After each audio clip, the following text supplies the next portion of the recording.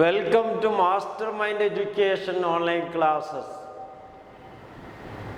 Today, all of you welcome the NIOS Sociology question paper will be discussion. എല്ലാവർക്കും NIOS Sociology question paper ഡിസ്കഷൻ്റെ ക്ലാസ്സിലേക്ക് സ്വാഗതം. നമ്മൾ കഴിഞ്ഞ ക്ലാസ്സുകളിൽ വിവിധങ്ങളായ ക്വസ്റ്റ്യൻ ആൻസറുകളുടെ വിശകലനം അല്ലെങ്കിൽ അതിൻ്റെ വിവരണമായിരുന്നു പറഞ്ഞിരുന്നത്. അവസാനത്തെ ക്ലാസ്സിൽ 2 മാർക്ക് ക്വസ്റ്റ്യനെ കുറിച്ചായിരുന്നു പറഞ്ഞിരുന്നത്. ഇന്ന് നമ്മൾ പറയാൻ ഉദ്ദേശിക്കുന്നത് പ്രധാനമായും answer the following question in around 200 words, 200 വാക്കിൽ കുറയാത്ത ആൻസർ എഴുതുന്ന ക്വസ്റ്റ്യനുകളെ കുറിച്ചാണ് പറയുന്നത്. അഥവാ 3 മാർക്ക് വീതമുള്ള ക്വസ്റ്റ്യനുകൾ. ഇതിൽ നമ്മൾ മനസ്സിലാക്കി വെക്കേണ്ടത്, നമ്മൾ വിശദീകരിച്ച് കാര്യങ്ങൾ എഴുതേണ്ടതുണ്ട്. കുറച്ചുകൂടെ 2 മാർക്കിൽ നിന്നും വ്യത്യസ്തമായിട്ട് 3 മാർക്ക് എന്ന് പറയുമ്പോൾ കുറച്ചുകൂടെ നമ്മൾ എന്ത് ചെയ്യണം, അതിനെ എഴുതണം. അതിൽ ആദ്യത്തെ ഒരു ക്വസ്റ്റ്യൻ ആണ് നമ്മൾ അവലോകനം ചെയ്യുന്നത്, 32A. അതുപോലെ തന്നെ 32Bയും കാണാം. 32A എഴുതിയാൽ പിന്നെ 32B എഴുതേണ്ടതില്ല. ഓർ എന്നാണ് അവിടെ കാണാം. ഓർ ഒന്നുകിൽ A അല്ലെങ്കിൽ B എന്നതാണ് ക്വസ്റ്റ്യൻ. അപ്പോൾ അവിടെ ചോദിക്കുന്നു, describe how sociology as A subject is different from history. Sociology എന്ന് പറയുന്ന സബ്ജക്റ്റ് ഹിസ്റ്ററിയിൽ നിന്നും എങ്ങനെയാണ് വിഭിന്നമായത്, വ്യത്യാസപ്പെട്ടത് എന്നതാണ് ചോദ്യം. വളരെ സിമ്പിളാണ്. 2 സബ്ജക്റ്റുകൾ എടുത്തുകൊണ്ടാണ് നമ്മൾ പഠിക്കേണ്ടത്. ഒന്നാമത്തേത് ഹിസ്റ്ററി. ഹിസ്റ്ററി എന്ന് പറയുന്നപ്പോൾ തന്നെ നമ്മൾ എടുത്തു വെക്കണം, പാസ്റ്റ് സ്റ്റഡിയാണ്, അല്ലെങ്കിൽ കഴിഞ്ഞ കാലത്തെ ഭൂതകാലത്തെക്കുറിച്ചുള്ള പഠനമാണ് എന്ത് പറയുന്നത്, ഹിസ്റ്ററി ഉണ്ടാവുക. അവിടെ ഭൂതകാലത്ത് രാജാക്കന്മാരുടെയും യുദ്ധങ്ങളുടെയും ഒക്കെ ചരിത്രമാണ് എവിടെ പഠനവിധേയമാക്കുന്നത്, ഹിസ്റ്ററിയിൽ പഠനവിധേയമാക്കുന്നത്. അപ്പം നമ്മൾ അവിടെ ഓർത്തു വെക്കേണ്ടത്, ഹിസ്റ്ററി എന്ന് പറയുന്നത് ഒരു പാസ്റ്റ് ആയിട്ടുള്ള പഠനമാണ്. എന്നാൽ നേരെ തിരിച്ച് സോഷ്യോളജി എന്ന് പറയുന്ന സബ്ജക്റ്റ് എന്തായിരിക്കും, അത് സമകാലിക സമൂഹത്തെ അല്ലെങ്കിൽ കണ്ടംപററി സൊസൈറ്റിയെ കുറിച്ചുള്ള പഠനമാണ്. അതാണ് നമ്മൾ ഓർത്ത് വെക്കേണ്ടത്. അപ്പോൾ 2 ഓപ്ഷനുകൾ നമ്മളവിടെ പ്രധാനമായിട്ടും പഠിച്ചിരിക്കണം. ഒന്നുകൂടെ ഞാൻ അതിനെക്കുറിച്ച് വിശദീകരിച്ച് പറയാം, നിങ്ങൾക്ക് മനസ്സിലാവാൻ വേണ്ടിയിട്ട് പറയാണ്. അപ്പോൾ നമ്മൾ എന്താണ്, ഈ ഒരു ഭാഗങ്ങൾ നല്ലപോലെ എക്സാമിന് പ്രിപ്പയർ ആയിട്ട് പോയി പഠിക്കണം. അതാണ് പറയുന്നത്. സോഷ്യോളജി എന്ന് പറയുന്നത് എന്താണ്, കണ്ടംപററി സൊസൈറ്റീസ്, ആധുനിക സമൂഹത്തെക്കുറിച്ചുള്ള പഠനം. ഹിസ്റ്ററി എന്ന് പറയുന്നത് എന്താണ്, സ്പെസിഫിക് സൊസൈറ്റീസ്, കഴിഞ്ഞ കാലത്ത് ഒരു പ്രത്യേക സമൂഹത്തെക്കുറിച്ചാണ് പഠിക്കുന്നത്. ഇനി historian rarely generalise about human society. Historian എന്ന് പറയുന്നത് അവർ വളരെ അപൂർവമായിട്ടാണ് മനുഷ്യ സമൂഹത്തെക്കുറിച്ച് പഠിക്കുന്നത്. എന്നാൽ സോഷ്യോളജിസ്റ്റ് എന്താണ്, പൂർണ്ണമായിട്ടും ആരെക്കുറിച്ചാണ് പഠിക്കുന്നത്, മനുഷ്യ സമൂഹത്തെക്കുറിച്ച് പഠിക്കുന്നു. Historian concern with past, sociology concern with present day. അതാണ് നമ്മൾ എഴുതേണ്ട answer. Historian concerned with past, കഴിഞ്ഞ കാലത്തെക്കുറിച്ചാണ് ഹിസ്റ്റോറിയൻ പഠിക്കുന്നത്. എന്നാൽ സോഷ്യോളജി എന്ന് പറയുന്നത് പ്രസന്റ് ഡേ, ഇന്ന് എന്ത് സംഭവിക്കുന്നു അതിനെക്കുറിച്ചാണ് പഠിക്കുന്നത്. Then sociology is comparative, observational and generalising subject or science. Sociology എന്ന് പറയുന്നത് എന്താണ്, അത് പ്രധാനമായിട്ടും കമ്പാരിറ്റീവായിട്ട് സ്റ്റഡി നടത്തുന്നു. അതുപോലെ ഒബ്സർവേഷൻ ചെയ്യുന്നു, നിരീക്ഷണങ്ങൾ നടത്തുന്നു. എന്നാൽ ഹിസ്റ്ററി എന്ന് പറയുന്നത് ബേസ്ഡ് ഓൺ അനലൈസിസ് ഓഫ് ഡോക്യുമെൻറ്റിൻ്റെ അല്ലെങ്കിൽ ഡോക്യുമെൻ്റ് എന്ന് പറഞ്ഞാൽ കഴിഞ്ഞ കാലത്ത് കണ്ടെത്തിയിട്ടുള്ള കാര്യങ്ങൾ, ഡോക്യുമെൻറ്റേഷൻ ചെയ്ത കാര്യങ്ങളെയാണ് ഹിസ്റ്ററിയിൽ സംഭവിക്കുന്നത്. അപ്പോൾ ഇതാണ് നമ്മളോട് അവിടെ ചോദിച്ചിട്ടുള്ള ഒരു ചോദ്യം എന്ന് പറയുന്നത്. ഇനി 32Bയിൽ നമ്മളോട് ചോദിച്ചിട്ടുള്ള ഒരു പ്രധാനപ്പെട്ട ക്വസ്റ്റ്യൻ ആണ് ഏത്, അത് നമ്മൾ എ എഴുതിയാൽ പിന്നെ ബി എഴുതേണ്ട ആവശ്യമില്ല. അപ്പോൾ എ ചോദിച്ചു, എ അറിയാത്തവർക്ക് ബി എഴുതാം. A social group is A dynamic entity. Elaborate. ഒരു സാമൂഹിക സ്ഥാപനം എന്ന് പറയുന്നത് അത് ഒരു ചലനാത്മകമാണ്. അത് അല്ലെങ്കിൽ ഒരു ചലനാത്മകമായിട്ടുള്ള ഒരു സ്ഥാപനമാണ്. അതിനെക്കുറിച്ച് എന്ത് ചെയ്യുക, നമ്മോട് വിശദീകരിച്ച് എഴുതാനാണ് പറഞ്ഞിട്ടുള്ളത്. അപ്പോൾ അതിനെക്കുറിച്ച് നമുക്കൊന്ന് കൺഫേം ചെയ്ത് പഠിക്കാം. എന്താണ് സാമൂഹിക സ്ഥാപനം? സമൂഹത്തിലുണ്ടാകുന്ന സ്ഥാപനങ്ങളാണ് സാമൂഹിക സ്ഥാപനം. അപ്പോൾ അവിടെ നമ്മോട് പറയുന്നത് എന്താണ്? പ്രധാനമായിട്ടുള്ള ചോദ്യം എന്ന് പറയുന്നത്, അപ്പോൾ social groups refers to basic unit for human life. ഇനി groups are units of society having all characteristics of society എന്നാണ് അതിൻ്റെ ആൻസർ ആയിട്ട് വരുന്നത്. എന്തൊക്കെയാണ് അതിൻ്റെ answer?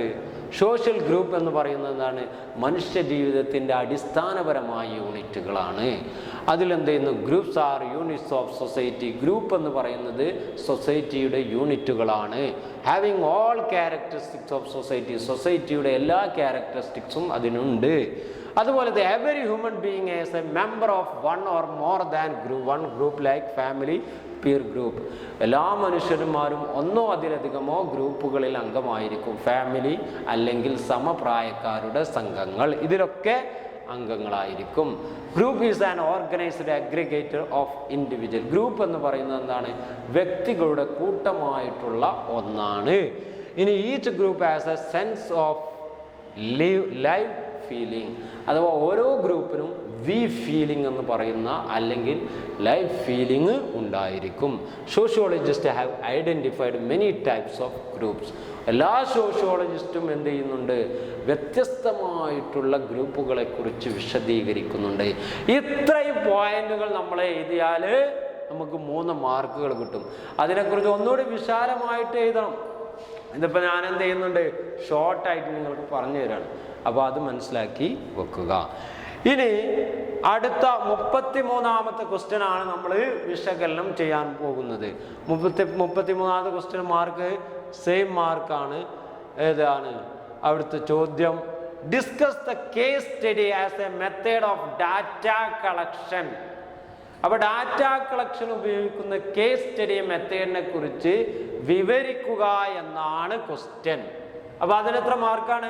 3 mark.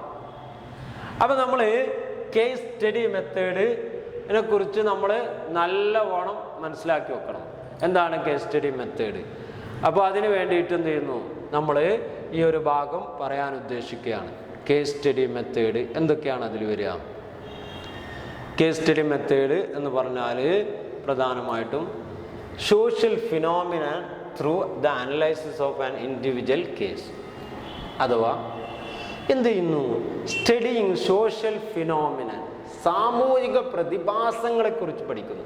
Through the analysis of an individual case. ഒരു വ്യക്തിയെ എടുത്തുകൊണ്ട് ആ വ്യക്തിയെക്കുറിച്ച് പഠനം നടത്തി അല്ലെങ്കിൽ അദ്ദേഹത്തിന് പ്രത്യേകമായി കേസ് എടുത്ത് പഠനം നടത്തി ഒരു സാമൂഹികമായിട്ടുള്ള പ്രതിഭാസത്തെ ഉണ്ടാക്കിയെടുക്കുന്നു. All data relevant to the case are gathered and organised in the terms of case. അഥവാ എന്താണ് പറയുന്നത്? എല്ലാ ഡാറ്റകളും എന്ത് ചെയ്യുന്നുണ്ട്? Gathered and organised. അത് ഒരുമിച്ച് കൂട്ടുകയും ഓർഗനൈസ്ഡ് ആയിട്ട് ചെയ്യുകയും ചെയ്യുന്നു. It gives a unitary character data being studied by interrelating a variety of facts of single case. അഥവാ ഇതിന് എന്ത് ചെയ്യുന്നു? ഒരു യൂണിറ്ററി ക്യാരക്ടർ ഡാറ്റ ആയിട്ട് എന്ത് ചെയ്യുന്നു? അതിനെ മാറ്റി എടുക്കുന്നു. അപ്പം ഇതാണ് ഇതിൻ്റെ പ്രത്യേകത എന്ന് പറയുന്നത്. 3 പോയിന്റുകളാണ് നമ്മൾ പറഞ്ഞിട്ടുള്ളത്. ഇനിയും അതിൽ ഒരുപാട് പോയിന്റുകൾ നമ്മൾ പുസ്തകത്തിൽ അടങ്ങിയിട്ടുണ്ട്. അപ്പോൾ അത് നമ്മൾ എന്ത് ചെയ്യണം? വ്യക്തമായി വായിച്ച് മനസ്സിലാക്കണം. ഇനി പറയാൻ പോകുന്നത് 34ാമത്തെ ക്വസ്റ്റ്യനാണ്. 34ാമത്തെ ക്വസ്റ്റ്യൻ ക്ലാസ് ആൻഡ് കാസ്റ്റ് എന്ന് പറയുന്ന ഡിഫറൻഷിയേഷനാണ് നമ്മൾ ഓർത്ത് വെക്കേണ്ടത്. അതിനെക്കുറിച്ചാണ് പറയുന്നത്. എന്താണ് ക്ലാസ്, അതുപോലെ കാസ്റ്റ്? ക്ലാസ് എന്ന് പറഞ്ഞാൽ മനസ്സിലാക്കണം വർഗം എന്നാണ്. കാസ്റ്റ് എന്ന് പറഞ്ഞാൽ ജാതി എന്നാണ്. അപ്പോൾ അതിൻ്റെ ഡിഫറൻഷിയേഷൻ, അതിൻ്റെ വ്യത്യാസങ്ങളാണ് പറയുന്നത്. അതിൽ A class is defined in economic terms. Class എന്ന് പറയുന്നത് എക്കണോമിക് ടേംസുമായി ബന്ധപ്പെട്ടാണ്, സാമ്പത്തിക ടേംസിൻ്റെ അടിസ്ഥാനത്തിലാണ് തരംതിരിക്കുക. അഥവാ ക്ലാസ്സിൽ 2 തരത്തിലുള്ള ക്ലാസ് ഉണ്ടാവും, മുതലാളിത്ത വർഗവും തൊഴിലാളി വർഗവും. കാറൽ മാർക്സിനെ കുറിച്ച് നമ്മൾ പഠിക്കുന്നിടത്ത് അത് പറയുന്നുണ്ട്. അഥവാ തൊഴിലാളി വർഗം മുതലാളി വർഗത്തെ എന്ത് ചെയ്യുന്നു, മറിച്ചിട്ട് ഒരു സോഷ്യലിസ്റ്റ് കമ്മ്യൂണിസ്റ്റ് പ്രസ്ഥാനം വരുമെന്നാണ് കാറൽ മാർക്സ് പറയുന്നത്. എന്നാൽ ഈ അതുപോലെ തന്നെ ക്യാപിറ്റലിസം, ഇതൊക്കെ എന്ത് ചെയ്യുന്നു അന്നത്തെ കാലത്ത് ഉണ്ടായിരുന്നത്. അതാണ് ടേംസ് ഓഫ് എക്കണോമിക്സ് എന്ന് പറയുന്നത്. ഇനി കാസ്റ്റ് എന്ന് പറയുന്നത് എന്താണ്?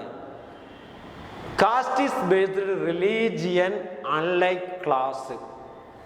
റിലീജിയൻ, മതത്തിൻ്റെ അടിസ്ഥാനത്തിലുള്ള ആ ഒരു തരംതിരിവിനെയാണ് എന്ത് പറയുന്നത്, കാസ്റ്റ് എന്ന് പറയാം. A class is achieved. Class എന്ന് പറയുന്നത് അഥവാ വർഗം എന്ന് പറയുന്നത് നേടിയെടുക്കുന്നതാണ്. വർഗം എന്ന് പറയുന്നത് നേടിയെടുക്കാൻ പറ്റുന്നതാണ്. എന്നാൽ കാസ്റ്റോ, cast is ascribed by birth. അഥവാ ജനനത്തിൻ്റെ അടിസ്ഥാനത്തിലാണ് ജാതി തരംതിരിക്കുന്നത്. ജാതിയെക്കുറിച്ച് പുസ്തകത്തിൽ ഒരുപാട് സ്ഥലത്ത് പറയുന്നുണ്ട്, അത് നമ്മൾ ഓർത്ത് നോക്കണം. ജാതി സമ്പ്രദായങ്ങൾ ഇന്ത്യയിൽ പ്രധാനമായിട്ടും നിലനിൽക്കുന്നുണ്ട്. അതെന്തിൻ്റെ അടിസ്ഥാനത്തിലാണ്? വർണ്ണ സമ്പ്രദായത്തിൻ്റെ അടിസ്ഥാനം. വർണ്ണങ്ങൾ പ്രധാനമായിട്ടും 4 വർണ്ണങ്ങൾ നമ്മൾ ഓർത്ത് നോക്കണം. ബ്രാഹ്മണ, ക്ഷത്രിയർ, വൈശ്യ, ശൂദ്രൻ. ഇങ്ങനെ വർണ്ണങ്ങളുടെയൊക്കെ അടിസ്ഥാനത്തിൽ എന്ത് ചെയ്യുന്നു, ജാതിയെ ജനനത്തിൻ്റെ അടിസ്ഥാനത്തിലാണ് തിരക്കുന്നത്. അപ്പോൾ ഒരു ജാതിയിൽ ജനിച്ച ആൾ എന്നും ആ ജാതിയിൽ മാത്രമായിട്ട് മാറുന്നു. അതിനെക്കുറിച്ച് വിശദീകരിച്ച് പറയുന്നില്ല, മനസ്സിലാക്കി വെക്കുക. ഇനി പറയാനുള്ളത് എന്താണ്? അടുത്തൊരു ഭാഗം 35ാമത്തെ ക്വസ്റ്റ്യൻ. 35ാമത്തെ ക്വസ്റ്റ്യനിൽ നമ്മൾ പ്രധാനമായിട്ട് ഓർത്തു വെക്കേണ്ട ഭാഗം ഏതായിരിക്കും? 35. അതിൽ 35 A and B ക്വസ്റ്റ്യൻ ആണ്. അപ്പോൾ ഏത് നമുക്ക് ചോയ്സ് ചെയ്ത് എഴുതാം. അവിടെ what arguments would you choose to clarify that socialization plays an important role in personality development of an individual? ഒരു വ്യക്തിയുടെ പേഴ്സണാലിറ്റി ഡെവലപ്മെന്റ് ചെയ്യുന്നതിൽ സാമൂഹീകരണം അല്ലെങ്കിൽ സാമൂഹ്യവൽക്കരണത്തിൻ്റെ ഇമ്പോർട്ടൻ്റ് റോൾ എന്താണ് എഴുതുക. അതിനെക്കുറിച്ച് ആർഗ്യുമെന്റ് ചെയ്ത് എഴുതുക. അതുപോലെ തന്നെ ബി എന്ന് പറയുന്നത് ഏതാണ്? Distinguish between formal and informal means of social control. സാമൂഹിക ക്രമത്തിൻ്റെ അല്ലെങ്കിൽ സോഷ്യൽ സാമൂഹിക നിയന്ത്രണത്തിൻ്റെ ഔപചാരികവും അനൗപചാരികവുമായ രീതിയെക്കുറിച്ച് വ്യത്യസ്തപ്പെടുത്തി എഴുതുക എന്നതാണ് നമ്മോട് ചോദിച്ച ഒരു ചോദ്യം. അപ്പോൾ 2 ക്വസ്റ്റ്യനുകൾ നമ്മളോട് അവിടെ ചോദിച്ചിട്ടുണ്ട്. അത് നമ്മൾ എന്ത് ചെയ്യണം? ഓർത്ത് നോക്കണം. എന്തൊക്കെയാണെന്ന് നോക്കാം. അതിൽ എന്താണ്? 35ാമത്തെ ക്വസ്റ്റ്യൻ ആണെന്ത്? ഒരു വ്യക്തിയുടെ സാമൂഹ്യവൽക്കരണത്തിലൂടെ അയാളുടെ പേഴ്സണാലിറ്റി ഡെവലപ്മെന്റിനെ എങ്ങനെയാണ് സ്വാധീനിക്കുന്നത്? അതാണ് ചോദ്യം. അതിൽ importance of socialisation in personality development of an individual. അതിൽ നമ്മൾ ഓർത്ത് നോക്കേണ്ടത് the process of socialisation help the child to internalise the affection, emotions, values and sentiments through his interaction with parents and siblings. അഥവാ ഒരു കുട്ടിയുടെ ചെറിയ കാലഘട്ടത്തിൽ ജീവിക്കുമ്പോൾ തന്നെ എന്ത് ചെയ്യുന്നുണ്ട്? ആ കുട്ടിക്ക് അവരുടെ പാരൻസിൽ നിന്നും അവരുടെ സിബ്ലിങ്സ് എന്ന് പറഞ്ഞാൽ അവരുടെ ഒപ്പമുള്ള അല്ലെങ്കിൽ അവരുടെ ഉടപ്പിറപ്പിയങ്ങൾ അല്ലെ കൂടെ പിറന്ന ആളുകളോടൊപ്പം അവരോട് എന്ത് ചെയ്യുന്നുണ്ട്? അവരോട് കിട്ടുന്ന അഫെക്ഷൻസ്, ഇമോഷൻസ്, സ്നേഹങ്ങൾ, വികാരപ്രകടനങ്ങൾ, ഇതെല്ലാം എന്ത് ചെയ്യുന്നുണ്ട്? അതുപോലെ തന്നെ വാല്യൂസ്, സെൻറ്റിമെൻറ്റ്സ് അടിക്കുക എന്നൊക്കെ നമ്മൾ പറയല്ലേ, ഈ സെൻറ്റിമെൻറ്റ്സ്, ഇതൊക്കെ എന്ത് ചെയ്യുന്നുണ്ട്? അവരുടെ ജീവിതത്തിൽ വലിയ മാറ്റങ്ങൾ അല്ലെങ്കിൽ അത് സാമൂഹീകരണത്തിന് ഹെൽപ്പ് ചെയ്യുന്നുണ്ട് എന്നാണ് പറയുന്നത്. ഇനി മാത്രമല്ല, in the process the child learns to perform different roles and occupy a corresponding status and set of rights and duties. എന്ത് ചെയ്യുന്നുണ്ട് ഈ കുട്ടി? അവരെന്ത് ചെയ്യുന്നു? ഒരുപാട് ഡിഫറെൻ്റ് ആയിട്ടുള്ള വ്യത്യസ്തമായ റോളുകൾ അവർ പഠിച്ചെടുക്കുന്നുണ്ട്. അതുപോലെ തന്നെ എന്താണ്? സ്റ്റാറ്റസുകൾ. അതുപോലെ തന്നെ മറ്റൊന്നെന്താണ്? Rights and duties. അവകാശങ്ങളും ചുമതലകളെയും കുറിച്ചുമൊക്കെ ബോധവാനാകുന്നത് എവിടെ നിന്നാണ്? ഈ സാമൂഹ്യവൽക്കരണത്തിലൂടെയാണ് എന്ന് മനസ്സിലാക്കി വെക്കുക. അതുപോലെ തന്നെ the number and nature of Rolls increases when the individual interact with peer group and teachers in school, and he then slowly identify himself with the community and society at large. എന്താണ് പറഞ്ഞത്? ഇത് the number of nature of roles increases of individual. അഥവാ സ്കൂളിൽ നിന്ന് അധ്യാപകർ മുഖേനയും അതുപോലെ തന്നെ പീർ group അവരുടെ സമപ്രായക്കാരിൽ നിന്നും എന്ത് ചെയ്യുന്നുണ്ട്? അവൻ ഒരുപാട് റോൾസുകൾ ഇൻക്രീസ് ചെയ്യുന്നുണ്ട്. അഥവാ ഒരുപാട് ചുമതലകൾ, അവൻ്റെ വ്യത്യസ്തമായ റോളുകൾ ഇപ്പോൾ ടീച്ചേഴ്സിൽ നിന്ന് അവന് ലഭിക്കുന്നുണ്ടായിരിക്കും. അതുപോലെ തന്നെ എന്താണ്? പീർ ഗ്രൂപ്പ് സഹപാഠികളിൽ നിന്നൊക്കെ എന്ത് ചെയ്യുന്നുണ്ട്? അവന് ഒരുപാട് അത് എന്ത് ചെയ്യുന്നുണ്ട്? അവൻ്റെ സൊസൈറ്റിയെയും കമ്മ്യൂണിറ്റിയെയും ഒക്കെ സ്ലോലി എന്ത് ചെയ്യാൻ പറ്റും? അവന് ഐഡൻറ്റിഫൈ ചെയ്യാനും മനസ്സിലാക്കാനും ഒക്കെ സാധിക്കുന്നു എന്നാണ് നമ്മൾ മനസ്സിലാക്കേണ്ടത്. ഇനി അടുത്തതാണ് the elements of socialisation regulate the behaviour of the child in concerns with approved norms and values. എന്ത് ചെയ്യുന്നുണ്ട്? അവന് നോംസ് ആൻഡ് വാല്യൂസിനെയും ഒക്കെ തിരിച്ചറിയാൻ സഹായിക്കുന്നു എന്നാണ് ഓർത്തു വെക്കേണ്ടത്. ഇനി അടുത്ത് നമ്മളോട് 35B നമ്മളോട് ചോദിച്ചൊരു ചോദ്യമാണ് സോഷ്യൽ കൺട്രോൾ. അതുപോലെ തന്നെ എന്താണ്? ഇത് തമ്മിലുള്ള ആ ഒരു പ്രധാനപ്പെട്ട വ്യത്യാസങ്ങളാണ് നമ്മോട് ചോദിച്ചിരുന്നത്. Informal social control and normal control. അതിൽ നമ്മൾ മനസ്സിലാക്കേണ്ടത് എന്താണ്? Social control is a specific to the group of society. Social control എന്ന് പറയുന്നത് ഒരു ഗ്രൂപ്പ് ഓഫ് സൊസൈറ്റിയുടെ ഒരു പ്രത്യേകതയാണ്. In which it is exercised. അതെന്ത് ചെയ്യുന്നു? എക്സസൈസ് ചെയ്യുന്നു, അത് നിലനിൽക്കുന്നു. എവിടെ? സൊസൈറ്റിയിൽ. Besides family, informal social control is also exercised by other social institution such as neighbourhood, kin group, clan and village etcetera. അപ്പോൾ എന്താണ്? ഫാമിലി എന്ന് പറയുന്ന ഇൻഫോർമൽ സോഷ്യൽ കൺട്രോളിൽ വരുന്നതാണ്. Is also exercised by other social institution. മറ്റുള്ള social institution പോലെ തന്നെയാണ് എന്ത് ചെയ്യുന്നത്? ഫാമിലി എന്ന് പറയുന്നത് ഇൻഫോർമൽ സോഷ്യൽ കൺട്രോളിൽ വരുന്നതാണ്. സച്ച് ആസ് നെയ്ബർഹുഡ്, അതുപോലെ തന്നെ കിൻ ഗ്രൂപ്പ്, ക്ലാൻ ആൻഡ് വില്ലേജ് ഒക്കെ ഇതിൽ വരുന്നതാണ്. ഇൻഫോർമൽ മീൻസ് എന്ന് പറഞ്ഞാൽ അത് വരുന്നതാണ് ഇൻക്ലൂഡ്സ്. അതിൽ കൂടുന്നതാണ് ആരൊക്കെ? ഫോക്ക് വേസ്, അതുപോലെ are customary norms to which individuals conforms, അതുപോലെ mores, moral conduct as a distinct from the customary practice of folk ways. അപ്പോൾ മോർസ് ധാർമ്മികത, അതുപോലെ തന്നെ മറ്റൊന്നാണെന്ന് കസ്റ്റംസ് ആചാരങ്ങൾ, അതുപോലെ തന്നെ റിലീജിയൻ മതങ്ങളൊക്കെ അതാണ് നമ്മൾ ഓർത്ത് വെക്കേണ്ടത്. അവിടെ ഒന്നും എന്തില്ല, ഇൻഫോർമൽ വരുന്നതാണ് ഫാമിലി, അതുപോലെ തന്നെ നേരത്തെ നമ്മൾ folkways, mores, customs and religion എന്നൊക്കെ പറയുന്നത്, അത് ഓർത്ത് വെക്കുക. ഇനി ഫോർമൽ മീൻസ് ഇൻക്ലൂഡ് എന്തൊക്കെയാണ് വരുന്നത് നോക്കാം. ഫോർമൽ ഔപചാരിക നിയമങ്ങളിൽ വരുന്നത് ഏതൊക്കെയാണ്? അതിൽ വരുന്നത് ലോ, നിയമങ്ങൾ നിർബന്ധമായിട്ട് നടപ്പിലാക്കും, നിയമങ്ങൾ നമ്മൾ പിൻപറ്റാൻ ബാധ്യസ്ഥരാകും. അതുപോലെ തന്നെ എഡ്യൂക്കേഷൻ, വിദ്യാഭ്യാസം. അതുപോലെ തന്നെ മറ്റൊന്നാണ് സ്റ്റേറ്റ് എന്ന് പറഞ്ഞാൽ നമ്മുടെ രാജ്യം. അതുപോലെ തന്നെ മറ്റൊന്നാണ്. അപ്പോൾ ഇത്രയും കാര്യങ്ങൾ നമ്മൾ ഓർത്ത് വെക്കണം. ഈ 3 പോയിന്റുകൾ നമ്മൾ പ്രധാനമായിട്ടും അവിടെ ഓർത്ത് വെക്കണം. അതാണ് നമ്മൾ പ്രധാനമായിട്ടും ഇവിടെ 35B ഓർത്ത് വെക്കേണ്ട ഭാഗങ്ങളെന്ന് പറയുന്നത്. അപ്പോൾ അത്രയും കാര്യങ്ങൾ അവിടെ മനസ്സിലാക്കി വെക്കുക. ഇനി പറയാനുള്ളത് 36 ആണ്. 36 അതിൽ 2 ഓപ്ഷനുകൾ നമുക്ക് കാണാം, എയും ബിയും ഉണ്ട്. 36 എ ആൻഡ് ബി. എന്താണ് ചോദ്യം? Define religion and explain it is roles means social control.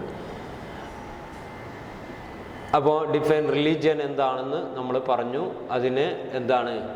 അതുപോലെ തന്നെ മറ്റൊന്ന് 36A, how would you validate that Morse is one of the important means of social control in the present time? Present ടൈമിൽ എങ്ങനെയാണ് Morse ധാർമ്മികത മനുഷ്യൻ്റെ അല്ലെങ്കിൽ സമൂഹത്തിൽ important ആയിട്ടുള്ള റോൾ ഉണ്ടാക്കുന്നത് എന്നാണ് പറയുന്നത്. അതുപോലെ തന്നെ അടുത്ത റിലീജിയൻ എങ്ങനെയാണ്, 36B റിലീജിയൻ എങ്ങനെയാണ് കൺട്രോൾ ചെയ്യുന്നത് എന്നൊക്കെയാണ് നമുക്ക് പറയാനുള്ളത്. അപ്പോൾ അതെന്ത് ചെയ്യണം? ഓർത്ത് വെക്കണം. ആ 2 ടോപ്പിക്കുകളാണ് ഇനി പറയാൻ പോകുന്നത്. 36Aയും ബിയും. അപ്പോൾ അവിടെ നമ്മൾ മനസ്സിലാക്കുക,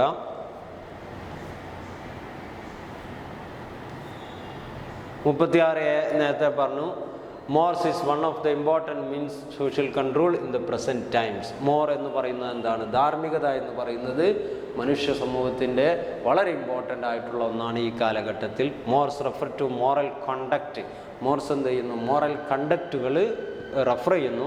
the influence the value of system of society. സൊസൈറ്റിയുടെ വാല്യൂ സിസ്റ്റത്തെ അതെന്ത് ചെയ്യുന്നുണ്ട്? സ്വാധീനിക്കുന്നുണ്ട്. അതുപോലെ തന്നെ these are social regulation which aim to maintain social order. സാമൂഹികമായിട്ടുള്ള ക്രമം നിലനിർത്തുന്നതിന് വേണ്ടിയിട്ട് ഇത് എന്ത് ചെയ്യുന്നുണ്ട്? ശ്രമിക്കുന്നുണ്ട്. It regulates the relationship between individual in defined situation. It regulate അതെന്ത് ചെയ്യുന്നുണ്ട്? വ്യക്തികളുടെ ഇൻഡിവിജ്വൽ റിലേഷൻഷിപ്പ് എന്ത് ചെയ്യുന്നുണ്ട്? ഡിഫൈൻ ചെയ്യാൻ സഹായിക്കുന്നുണ്ട്. Since mores are consciously design violation of this amount is to penalties. അഥവാ മോർസ് എന്ത് ചെയ്യുന്നുണ്ട്? അത് നമ്മൾക്ക് violation of these amount to penalties. അതാണ് ഈ വയലേഷൻ. അത് മോർസിനെ എതിർക്കുന്നവരെന്ത് ചെയ്യുന്നുണ്ട്? വയലേഷൻ ചെയ്യുന്നവർക്ക് എമൗണ്ട് ഓഫ് പെനാൽറ്റീസ് അഥവാ പിഴ ഈടാക്കുന്നുണ്ട് എന്നാണ് നമ്മൾ മനസ്സിലാക്കേണ്ടത്. അപ്പോൾ ഇത്രയും പോയിന്റുകൾ അവിടെ ഓർത്ത് വെക്കണം. ഇനി റിലീജിയൻ എന്ന് പറയുന്ന ഒരു ഭാഗമാണ് നമ്മൾ പറയാം. 36B. അത് എത്ര മാർക്കാണ്? 3 മാർക്കാണ് ഇതിനെല്ലാം.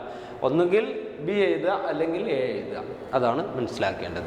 അതിൽ religion is defined by Emile Durkheim as a united system of beliefs and practices related to sacred things. Emile Durkheim എന്ന് പറയുന്ന പ്രശസ്തനായ സോഷ്യോളജിസ്റ്റ് ഉണ്ട്. അദ്ദേഹത്തിൻ്റെ ഡെഫിനിഷനാണ് പറഞ്ഞിട്ടുള്ളത്. എന്താണ് അദ്ദേഹം പറഞ്ഞത്? മതം എന്ന് പറയുന്നത് സാക്രഡ് ആയിട്ടുള്ള അല്ലെങ്കിൽ എന്താണ് നമ്മൾ വിശുദ്ധമായിട്ടുള്ള ചില പ്രാക്ടീസുകളും അതുപോലെ തന്നെ ചില വിശ്വാസങ്ങളുടെയും ആചാരങ്ങളുടെയും ഒരു കൂട്ടത്തെയാണ് എന്ത് പറയുന്നത്, അല്ലെങ്കിൽ സിസ്റ്റത്തെയാണ് ഇത് സൂചിപ്പിക്കുക. It yields in social control by following means. അതെന്ത് ചെയ്യുന്നുണ്ട്? അത് സാമൂഹികമായിട്ടുള്ള ചില കൺട്രോളുകളിൽ ഒതുങ്ങി നിൽക്കുന്നുണ്ട്. അതാണ് അദ്ദേഹം പറയുന്നത്. അപ്പോൾ ഇനി അതിൽപ്പെട്ടതാണ് concept of sin and virtue, religious convention and practices determining marriage ഉണ്ടാകുന്ന സമയത്തുണ്ടാകുന്ന ചില ആചാരങ്ങൾ, ചടങ്ങുകളൊക്കെ. അതുപോലെ mutual relation between family and മെമ്പേഴ്സും തമ്മിലുള്ള ബന്ധങ്ങൾക്കിടയിൽ പ്രോപ്പർട്ടി റിലേഷൻസ്, സാമ്പത്തികമായിട്ടുള്ള അല്ലെങ്കിൽ പ്രോപ്പർട്ടിയിൽ ഉണ്ടാകുന്ന ബന്ധങ്ങൾ, rules of succession of inheritance, പരമ്പരാഗതമായിട്ടുണ്ടാകുന്ന പിന്തുടർച്ചാവകാശങ്ങളിലൊക്കെ ഉണ്ടാകുന്ന റൂൾസുകളെ കുറിച്ച്, regulations of behaviour of individuals, regulation of behaviour of individuals by religious ലീഡേഴ്സിനോടുള്ള പെരുമാറ്റങ്ങൾ, വ്യക്തികളുടെ പെരുമാറ്റത്തിലുണ്ടാകുന്ന ആ നിയന്ത്രണങ്ങൾ. അതുപോലെ തന്നെ community activities such as prayers, celebrating religious celebration and ഫെസ്റ്റിവൽസിനൊക്കെ അതുപോലെ തന്നെ റിലീജിയസ് സെലിബ്രേഷനൊക്കെ ഉണ്ടാകുന്ന ആ കമ്മ്യൂണിറ്റീസിലെ ആക്ടിവിറ്റീസിനെയൊക്കെയാണ് നമ്മൾ മനസ്സിലാക്കി വെക്കേണ്ടത്. അപ്പോൾ ഇതാണ് നമ്മൾ ഈ ഒരു ഭാഗത്ത് പ്രധാനമായിട്ടും ഓർത്ത് വെക്കേണ്ട ഭാഗങ്ങളെന്ന് പറയുന്നത്. ഇനി നമ്മൾ പറയാൻ പോകുന്ന അടുത്ത വളരെ പ്രധാനപ്പെട്ട ഒരു ഭാഗമാണ് ഇത്. ഇനി ഇമ്പോർട്ടൻ്റ് ആയിട്ട് വരുന്ന മറ്റൊരു പ്രധാനപ്പെട്ട ഭാഗം. അതേതൊക്കെയാണ്?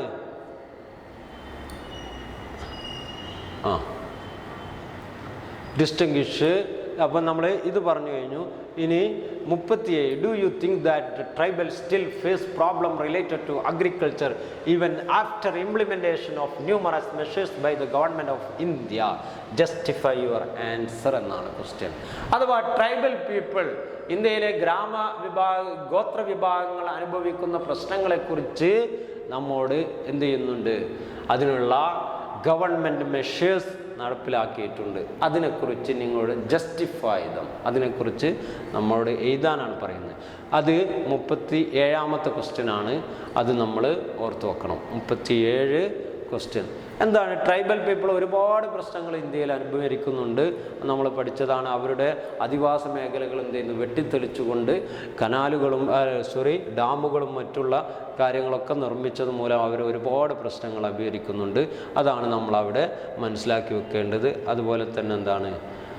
Tribal problem related to agriculture, കൃഷിയുമായി ബന്ധപ്പെട്ടാണ് അവർ ഒരുപാട് പ്രശ്നങ്ങൾ അഭിമുഖീകരിക്കുന്നത്. മറ്റൊന്ന്, there is no assured means of irrigation, ജലസേചന സൗകര്യങ്ങൾ അവർക്ക് കൊടുക്കുന്നില്ല, ജലസേചന സംവിധാനങ്ങൾ അവർക്കില്ല. Agriculture does not provide them employment round the year, agriculture എന്ത് ചെയ്യുന്നില്ല? അവർക്ക് does not provide the employment round of the year, അവർക്ക് തൊഴിൽപരമായ ഒരുപാട് പ്രശ്നങ്ങൾ അതുമൂലം ഉണ്ടാകുന്നുണ്ട്. Does not provide sufficient food round the year, അവർക്ക് എന്ത് ചെയ്യുന്നില്ല? വർഷത്തിലുള്ള ഫുഡ്, സഫിഷ്യൻ്റ് ആയിട്ടുള്ള ഫുഡ് അവർക്ക് എന്ത് ചെയ്യുന്നില്ല? ലഭിക്കുന്നില്ല. അതുപോലെ തന്നെ agriculture crops are sometime destroyed by wild animals, വന്യജീവികളുടെ അല്ലെങ്കിൽ വന്യമൃഗങ്ങളുടെ ഫലമായിട്ട് എന്ത് ചെയ്യുന്നു? അവരുടെ ഇടപെടൽ മൂലം അവരുടെ കാർഷിക മേഖല നശിക്കുകയാണ് ചെയ്യുന്നത്, അല്ലെങ്കിൽ ഫുഡ് പ്രൊഡക്റ്റുകളൊക്കെ നശിച്ചു പോകുന്നു എന്നാണ് ഓർത്തു വെക്കേണ്ടത്. അപ്പോൾ ഇത്രയും കാര്യങ്ങൾ നമ്മൾ ട്രൈബൽ പീപ്പിളിനെ കുറിച്ച് മനസ്സിലാക്കി വെക്കണം. വളരെ ഇമ്പോർട്ടൻ്റ് ആണ് ആ ഭാഗം. അത് പിന്നെ ഇപ്പോൾ ഇതിൽ തന്നെ 4 ക്വസ്റ്റ്യനോളം എന്ത് ചെയ്തിട്ടുണ്ട്? ട്രൈബൽ പീപ്പിളിനെ കുറിച്ച് നമ്മോട് ചോദിച്ചിട്ടുണ്ട്. അപ്പോൾ അത് മനസ്സിലാക്കി വെക്കുക. ഇനി പറയാനുള്ളത് എന്താണ്? 38A and B, 2 question. ഒന്നുകിൽ എ എഴുതുക അല്ലെങ്കിൽ ബി എഴുതുക. അതിലുള്ള ക്വസ്റ്റ്യൻ എന്താണ്? The institution of marriage has undergone changes in many ways, explain the statement with example for contemporary society.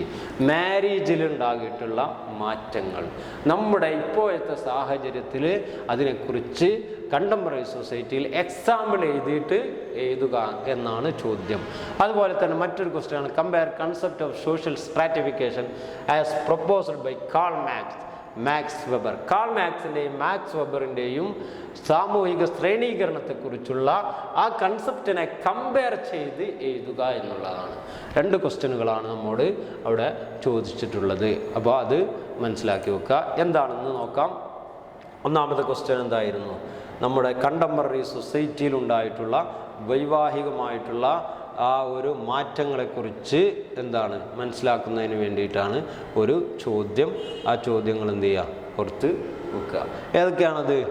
അതിൽ ഒന്നാമത്തെ, change the institution of marriage, polygamy to monogamy, ബഹുഭാര്യത്വത്തിൽ നിന്ന് ഒരു ഏകവിവാഹത്തിലേക്ക് മാറി. മോണോഗമി എന്ന് പറയുന്ന സിസ്റ്റത്തിലേക്ക് എന്ത് ചെയ്തു? മാറി. പോളിഗമിയിൽ നിന്നും അഥവാ ബഹുഭാര്യത്വ സമ്പ്രദായത്തിൽ നിന്നും ഏകവിവാഹത്തിലേക്ക് മാറി. മറ്റൊന്ന് എന്താണ്? അക്സെപ്റ്റൻസ് ഓഫ് ഇന്റർകാസ്റ്റ് മാരേജ്, മറ്റുള്ള വിഭാഗങ്ങളുമായിട്ടുള്ള വിവാഹബന്ധം ഉണ്ടായി എന്നാണ് ഓർത്തു വെക്കേണ്ടത്. മറ്റൊന്ന്, process of selection of spouses undergoing change, അഥവാ ആൺപെണ്ണിന് അല്ലെങ്കിൽ ഇണകൾക്ക് സ്വന്തം ഇണയെ തിരഞ്ഞെടുക്കാനുള്ള ആ ഒരു പ്രത്യേകത ഉണ്ടായി, അല്ലെങ്കിൽ ഇഷ്ടപ്പെട്ട ഇണകളെ തിരഞ്ഞെടുക്കാനുള്ള അവകാശങ്ങൾ ഉണ്ടായി. Selection of spouses. അതുപോലെ തന്നെ എന്താണ്? വിഡോ റീമാരേജ് പെർമിറ്റഡ്, വിധവാ പുനർവിവാഹം എന്ത് ചെയ്തു? പെർമിറ്റ് ചെയ്തു. വിധവകൾക്ക് വിവാഹം കഴിക്കാനുള്ള അവകാശം കിട്ടി. അതുപോലെ മറ്റൊരു പ്രധാനപ്പെട്ട ഭാഗമാണ് ഡൗറി പ്രൊഹിബിഷൻ ആക്ട് എന്ന് പറയുന്നത് നടപ്പിലാക്കി. അതുപോലെ തന്നെ ഏജ് ഓഫ് മാരേജ് എന്ത് ചെയ്തു? സംഭവിച്ചു. ആൻഡ് അതർ ചേഞ്ചസ്, അഥവാ മറ്റുള്ള സമ്പ്രദായങ്ങൾ എന്ത് ചെയ്തു? മാറ്റങ്ങൾ വരുത്തി. അതുപോലെ തന്നെ എന്താണ്? ഇനി അപ്പോൾ ഇത്രയും പോയിന്റുകൾ നമ്മൾ അവിടെ പ്രധാനമായിട്ടും ഓർത്ത് വെക്കണം. ഇനി 38ാമത്തെ ബി എന്ന് പറയുന്നതിൽ കാൾ മാർക്സിൻ്റെയും മാക്സ് വെബറിൻ്റെയും സാമൂഹ്യ ശ്രേണീകരണത്തെക്കുറിച്ചുള്ള ആ കൺസെപ്റ്റിൻ്റെ ആൻസറാണ് പറയാൻ പോകുന്നത്. അപ്പോൾ എല്ലാവരും മനസ്സിലാക്കി വെക്കുക. എന്താണത്? Comparison between concept of social stratification of Karl Marx. Karl മാർക്സിൻ്റെ കമ്പാരിസൺ ആണ് ആദ്യം നമ്മൾ പറയാൻ പോകുന്നത്. എന്താണ് അദ്ദേഹം പറയുന്നത്? Class to mutually opposite to or contrary social groups based on ownership means of production. പ്രൊഡക്ഷൻ്റെ അടിസ്ഥാനത്തിൽ, ഉൽപാദനത്തിൻ്റെ അടിസ്ഥാനത്തിൽ എന്ത് ചെയ്തു? സോഷ്യൽ ഗ്രൂപ്പുകളെ ഒപ്പോസ് ചെയ്ത് 2 ഗ്രൂപ്പുകളായിട്ട് തരംതിരിച്ചു എന്നാണ് അദ്ദേഹം പറയുന്നത്. Ruling class, service class. Ownership of means production yields economic and political power. അഥവാ അദ്ദേഹം പറയുന്നത് എന്താണ്? റൂളിംഗ് ക്ലാസ് എന്ന് പറയുന്നത്, അതുപോലെ തന്നെ സർവീസ് ക്ലാസ്, 2 ക്ലാസ്സുകളാണുള്ളത്. റൂളിംഗ് ക്ലാസ് എന്ന് പറഞ്ഞാൽ ഭരിക്കുന്ന വിഭാഗം, സർവീസ് ക്ലാസ് എന്ന് പറഞ്ഞാൽ സേവിക്കുന്ന വിഭാഗം. അങ്ങനെ 2 വിഭാഗം ഉണ്ടായി. Ownership of production yield economic and political power. Ownership of അഥവാ ഉൽപ്പന്നങ്ങളുടെ, സാധനങ്ങളുടെ അവകാശത്തിൻ്റെ മേലും, അതുപോലെ തന്നെ മറ്റൊന്നെന്താണ്? എക്കണോമിക് ആൻഡ് പൊളിറ്റിക്കൽ പവർ, സാമ്പത്തിക രാഷ്ട്രീയമായിട്ടുള്ള പവറിൻ്റെയും അടിസ്ഥാനത്തിലാണ് തരംതിരിച്ചത്. മറ്റൊന്ന് political power maintains the social status by control over the ideology. Political power എന്ന് പറയുന്നത്, രാഷ്ട്രീയ സ്വാധീനം എന്ന് പറയുന്നത് അതെന്തുണ്ടാക്കി? Maintain the social status by control over the ideology. Ideology എന്ത് ചെയ്തു? അത് ഓവർകം ചെയ്യാൻ കാരണമായി എന്നാണ് മനസ്സിലാക്കേണ്ടത്. ഇനി ക്ലാസ് കോൺഫ്ലിക്റ്റ്. ക്ലാസ് കോൺഫ്ലിക്റ്റ് എന്ന് പറഞ്ഞാൽ would ultimately lead to communist society. Class conflict എന്ന് വർഗസമരം അത് എന്ത് ചെയ്തിട്ടുണ്ട്? അത് കമ്മ്യൂണിസ്റ്റ് സൊസൈറ്റിയിലേക്ക് മാറ്റപ്പെടുത്തലുകൾക്ക് വിധേയമായി എന്നാണ് അദ്ദേഹം പറയുന്നത്. അതില്ലെങ്കിൽ കമ്മ്യൂണിസ്റ്റ് സൊസൈറ്റിയുടെ ലീഡിങ്ങിനെ സഹായിച്ചു. അപ്പോൾ കാൾ മാർക്സ് പറയുന്നത് ഇത്രയും കാര്യങ്ങളാണ്. 2 വിഭാഗമാണ് ഉണ്ടായിരുന്നത്, റൂളിംഗ് വിഭാഗവും അതുപോലെ തന്നെ സർവീസ് വിഭാഗവും എന്ന് പറയുന്നത്. അപ്പോൾ സർവീസ് വിഭാഗത്തെ എന്ത് ചെയ്യുന്നു?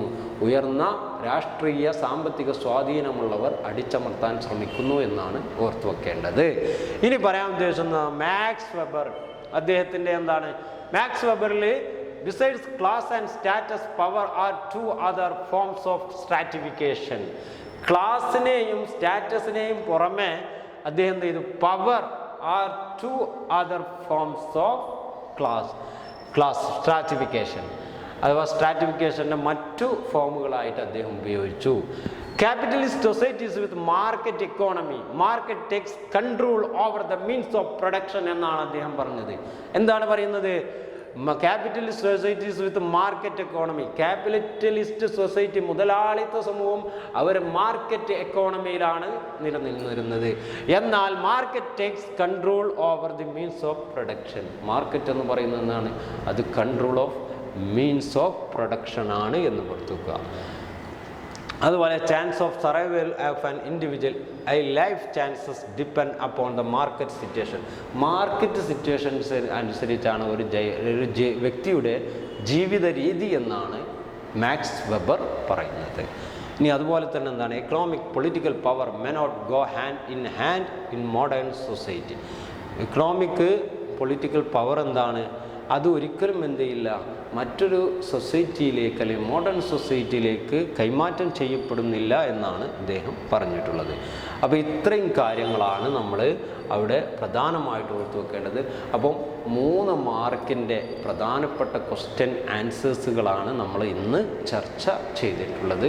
അപ്പോൾ ഇതുവരെയുള്ള ക്ലാസ്സുകൾ കാണാത്ത വിദ്യാർത്ഥികളൊക്കെ എല്ലാ ക്ലാസ്സുകളും കണ്ടതിന് ശേഷം ഈ ക്ലാസ്സിൽ പറഞ്ഞ വളരെ ഇമ്പോർട്ടൻ്റ് ആയിട്ടുള്ള ടോപ്പിക്കുകൾ മനസ്സിലാക്കി വരുന്ന ഒരു എക്സാമിന് നല്ല പോലെ പ്രിപ്പയർ ചെയ്ത് എല്ലാവർക്കും നല്ല വിജയം ഉണ്ടാവട്ടെ എന്ന് ആശംസിച്ച് ഇന്നത്തെ ക്ലാസ് വൈൻഡപ്പ് ചെയ്യുന്നു. താങ്ക്സ്.